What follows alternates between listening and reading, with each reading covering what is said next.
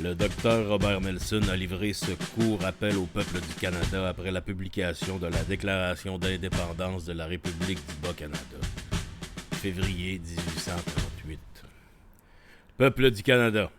nous avons été opprimés par la main d'un pouvoir transatlantique et nous avons été châtiés par le bâton injuste et criminel d'un désordre sans relâche pendant une longue série d'années, si longue que la mesure de la tyrannie s'est remplie et déborde actuellement.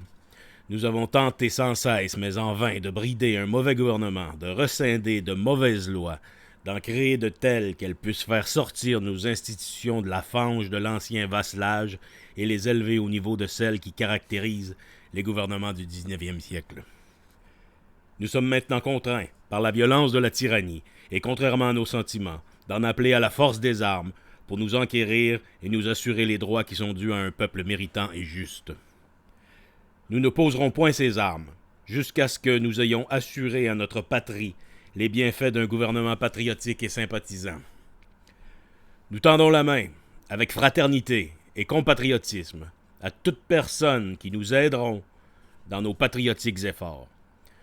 Pour ceux qui persisteront dans la marche aveugle, entêtée, pillarde, sanguinaire et incendiaire qui, à notre grand chagrin et avec les souffrances de nos vieillards, de nos femmes et de nos enfants, marque si disgracieusement l'horrible carrière de Sir John Colborne, le commandant en chef des forces et celle de ses adhérents, nous devons, à notre défense personnelle et à une commune justice envers notre peuple, ainsi qu'envers notre cause, leur infliger la rétaliation dont ils ont placé devant nous le terrible exemple.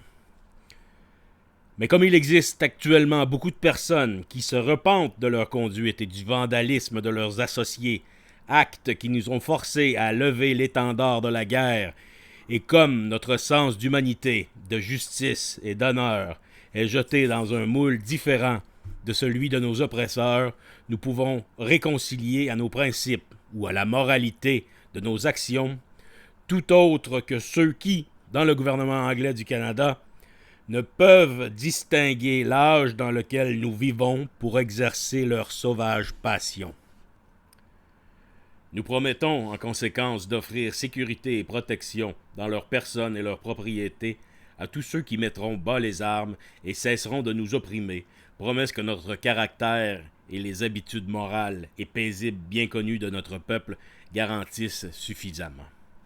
Nous ne déposerons point les armes jusqu'à ce que nous ayons effectué et assuré l'objet de notre première proclamation.